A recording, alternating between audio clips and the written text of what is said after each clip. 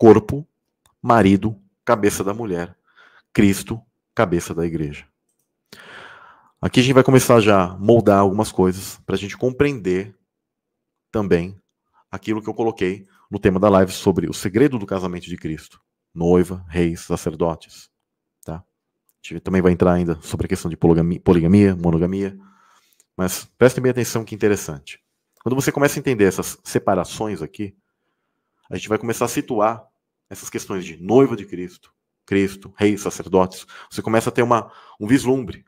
Porque para nós, homens, é colocado como que a gente está no balaio de uma noiva, como que você é uma noiva. Você não é uma noiva. Você, homem, você não é noiva de Cristo. Você, mulher, você é noiva de Cristo. Você, homem, você não é noiva de Cristo. Compreendem? Só que eu sei que para alguns foi generalizado isso, porque a igreja ela tem meio que, parece um pudor, um medo de falar certas coisas e não separa as coisas corretamente. Eu sempre achava estranho.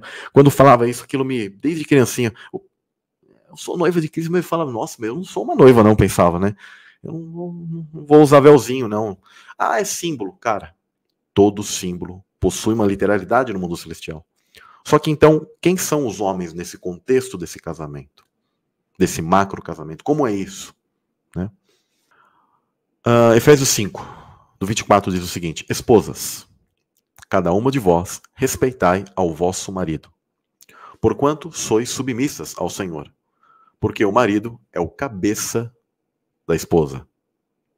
Preste bem atenção. Porque o marido é o cabeça da esposa. Assim como Cristo é o cabeça da igreja, que é o seu corpo, do qual ele é o Salvador.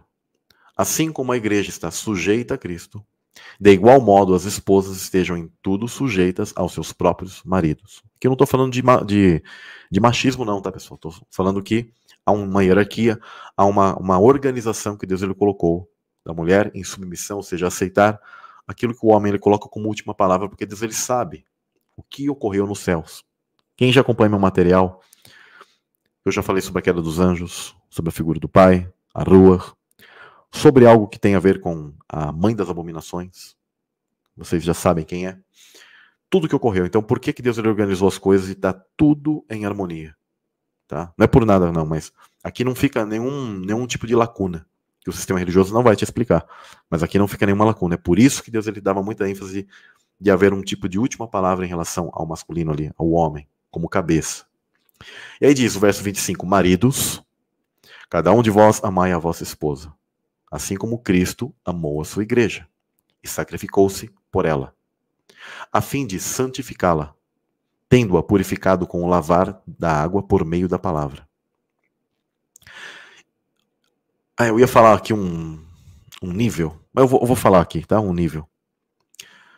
A fim de santificá-la, né? Tendo-a purificado com o lavar da água. Os povos antigos também entendiam que a água é a questão seminal do homem. A palavra também é um trocadilho, não só no grego, mas no hebraico, tá? Onde significa esperma. Tá? Ou seja, tanto nas questões físicas, tanto nas questões espirituais, onde há algo que é dito e a pessoa se converte naquilo, existe também uma simbologia muito profunda que aquele que é o marido, o homem, ele purifica a sua mulher através dos seus próprios fluidos que estão nele. Quando um homem e uma mulher estão uma só carne. Isso aqui é muito profundo, eu não sei se vocês compreenderam o que eu estou dizendo. Há umas profundidades nas palavras, nas coisas da Bíblia, que quando você começa a entender todos esses âmbitos, você fica assim, uau, a fim de santificá-la. Aqui está falando, e quando um pastor ele lê isso aqui, ele é espiritual, ele não entende o nível de todas as coisas, que é desde o espiritual literal e do físico literal, por meio da palavra, por meio da semente da palavra. Tá? E para apresentá-la a si mesmo como igreja gloriosa, sem mancha, nem ruga ou qualquer imperfeição, ou seja, sem pecado, sem mácula, mas santa e inculpável. Sendo assim, o marido deve amar a sua esposa como ama o seu próprio corpo. Se torna uma só carne, é a mesma vibração, começa, tá? Quem ama a sua esposa, ama a si mesmo. Pois ninguém jamais odiou o próprio corpo, antes o alimenta e dele cuida, assim como Cristo zela pela igreja. Pois somos membros do seu corpo. Então há um corpo macro. Inclusive aqui a Kabbalah, tá? Samuel, o Kabbalah não é do diabo. Não, cara. Vai estudar, tá? Estuda, que o diabo ele usurpou conhecimentos. Você não deve seguir a Kabbalah fajuta da Madonna, mas você deve entender o que os hebreus tinham entendimento. Quando fala esse corpo macro, está falando sobre Cristo e algo que eles chamavam de Adam Kadmon, que era a figura de Cristo num corpo macro, né? E a mulher se torna um só corpo com ele, né? Ou seja, a noiva, e há então um tipo de união, tá? Então há um corpo literal, algo que dentro das hierarquias, por isso que o próprio diagrama da Kabbalah é um corpo, né? Paulo está falando de maneira ultra profunda, cabalística, olha, é outro nível, não é para todos, eu sei que não é para todos, tem gente que vai ouvir essa live e vai, o que esse cara está falando, né? Tudo bem, fiquem, mas não demonizem as coisas, compreendam que tudo vem ao seu tempo. Talvez tem pessoas que passam 3 anos aqui para entender o que o canal fala. Depois, quando cai a ficha, ela fala, uau, mudou, né? Entendi tudo. Aí ele diz, por este motivo o homem deixará pai e mãe e se unirá à sua esposa. Engraçado que isso aqui é completamente para a figura de Cristo, onde ele deixa o pai e a Ruach HaKodesh, pai e mãe. Só que para o pastor hoje, Cristo tem só um pai, na verdade eles dizem que Cristo é o próprio pai. Não é separado. Quando a gente aceita o que o texto diz, existe a figura do pai, existe a Ruach HaKodesh, existe Cristo que é o Filho. Cada um é um ser independente, diferente.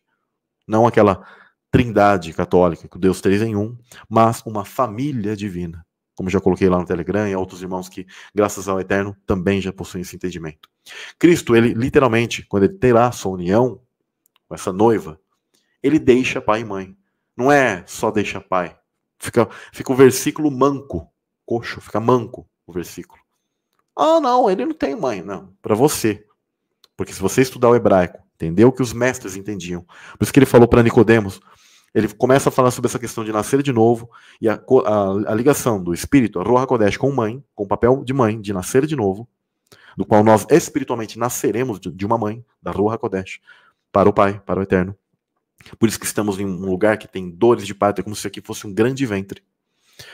Literalmente. Por isso que pagãos conseguiram entender um pouquinho mais disso do que os próprios cristãos e chamam de maneira equivocada, mas chamam lá de mãe Gaia, né?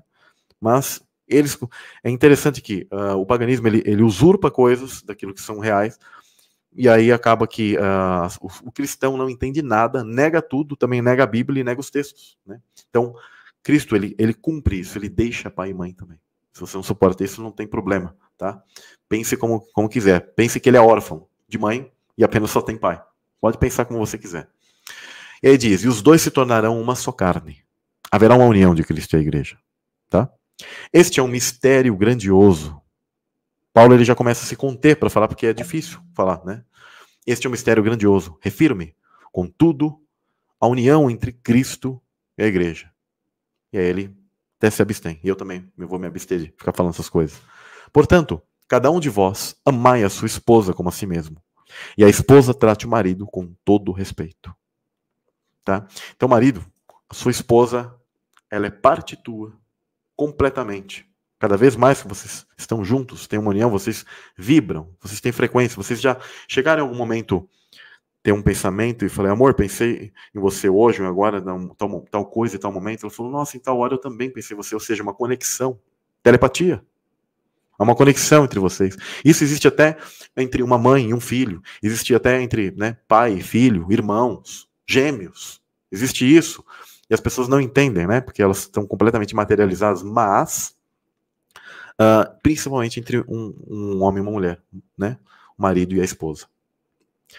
Também está dito em Efésios 2, versos 22 ao 23, diz, e sujeitou todas as coisas a seus pés, e sobre todas as coisas o constituiu como cabeça da igreja, que é o seu corpo, a plenitude daquele que cumpre tudo em nós. Tudo em todos. Olha que interessante. Aí depois temos 1 Coríntios, verso 12. Também vou fazer a leitura aqui. Tá? Porque também o corpo não é um só membro, mas muitos. Se o pé disser, quando não sou mão, é porque não sou mão, não sou do corpo, não será por isso do corpo? Né? Se a orelha disser, porque não sou olho, não sou do corpo, não será por isso do corpo? Se todo o corpo fosse olho, onde estaria o ouvido? Se todo fosse ouvido, onde estaria o olfato? Mas agora Deus colocou os membros do corpo, cada um deles como quis. Olha o corpo do Adão Kadmon aqui, tá? Muito interessante. As dimensões celestiais e as funções e hierarquias. Lembra a Sefirot da Cabala que eu falo que são hierarquias celestiais, funções e etc, níveis. Bom, e aí diz assim: assim, pois, há muitos membros, mas um corpo. E o olho não pode dizer à mão, não tenho necessidade de ti. Nem ainda a cabeça aos pés, não tenho necessidade de vós. Antes, os membros do corpo que parecem ser os mais fracos são necessários. E os que reputamos serem menos honrosos no corpo, a esses honramos muito mais. E os que em nós são menos decorosos, damos muito mais honra. Porque os que em nós são mais nobres não têm necessidade disso. Mas Deus assim formou o corpo, dando muito mais honra ao que tinha falta dela. Ou seja, talvez muitos desprezam hierarquias menores ou pessoas que ela considera menor, mas a gente não deve fazer isso. Isso é um defeito, um erro nosso, né? Porque elas são importantes também. Ela tem sua função ali, tá? A gente não pode desprezar, mesmo que talvez ela não tenha a capacidade e o prisma de ver as coisas por outro ângulo, do qual outros em uma hierarquia maior já possuem. Então a gente tem que ter esse equilíbrio de não desprezar nenhuma outras partes, porque Deus, aquilo tem honra também. Para que não haja divisão no corpo, mas antes tenham os membros igual cuidado uns dos outros. De maneira que, se um membro padece, todos os membros padecem com ele. E se um membro é honrado, todos os membros se regozijam com ele. Ora, vós sois o corpo de Cristo, e seus membros em particular. E a uns pôs Deus na igreja. Olha que interessante, como ele está falando sobre corpos, mas ao mesmo tempo sobre títulos. E esses títulos existem, tá? Não é da igreja de CNPJ, mas existem. Primeiramente, apóstolos. O que significa apóstolo, gente? Enviado. Tá? Todos nós somos enviados ou não? Todos nós somos enviados. Tá? Só que, claro, há aqueles que vão exercer certos tipos de níveis dessas funções de uma maneira muito mais profunda, porque ele foi chamado para aquilo. Vou dar um exemplo. Para pegar algo, digamos, apoiar algo, você vai apoiar com as mãos, né? Você vai pegar algo. Há pessoas que conseguem fazer isso com os pés? Tem até gente que já, por exemplo, perdeu braços, mãos, né? E eles conseguem exercer vários tipos de tarefas com as pernas. Dá para fazer, dá para fazer. Mas qual o melhor para fazer? Com as mãos, né? Por quê? Porque é o que foi escolhido para isso. Então, o que eu quero dizer? Todos nós somos chamados para essas funções que estão aqui, ó, em vários níveis. Só que há aqueles que eles já estão naquele nível do corpo onde aquilo é mais propício para aquilo. Por isso que elas fazem aquilo melhor. Então, é dito o seguinte, primeiramente, apóstolos enviados. Em segundo lugar, profetas, tá? Os que falam. Tá? Em terceiro, doutores, ou seja, mestres, doutores. Depois, milagres. Depois, dons de curar, socorros, governos, variedades de línguas. Porventura são todos apóstolos? São todos profetas? São todos doutores? São todos operadores de milagre? Têm todos o dom de curar? Falam todos diversas línguas? Interpretam todos? Portanto, procurai com zelo os melhores dons, e eu vos mostrarei um caminho mais excelente. Ou seja, a gente deve procurar todos esses dons, os melhores. Né? Mas a grande questão é que cada um vai ter sua função, e a gente tem que não ter esse desprezo, mas a gente está falando de corpo, desse corpo, de hierarquias. Também Romanos 12 diz o seguinte: rogo-vos, pois, irmãos, pela compaixão de Deus, que apresenteis os vossos corpos em sacrifício vivo. Você é um altar vivo. Você é um altar. Santo e agradável a Deus, que é o vosso culto racional. E não sede conformados com este mundo, mas sede transformados pela renovação do vosso entendimento, para que experimenteis qual seja a boa, agradável e perfeita vontade de Deus. Porque pela graça que me é dada, a graça é perdão, tá? Um favor que você não tinha merecimento, mas Deus o que é? Te perdoa, né? Diga a cada um dentro de vós que não pense de si mesmo além do que convém.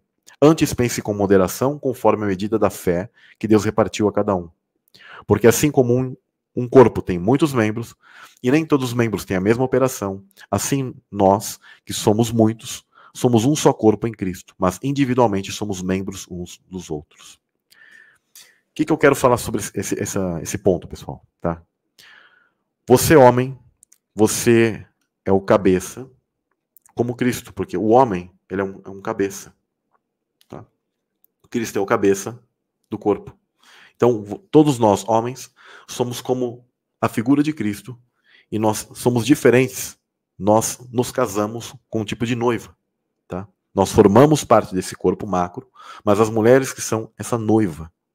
E você, homem, é a imagem de Deus. Tá? Depois eu vou fazer uma leitura aqui de algo interessante.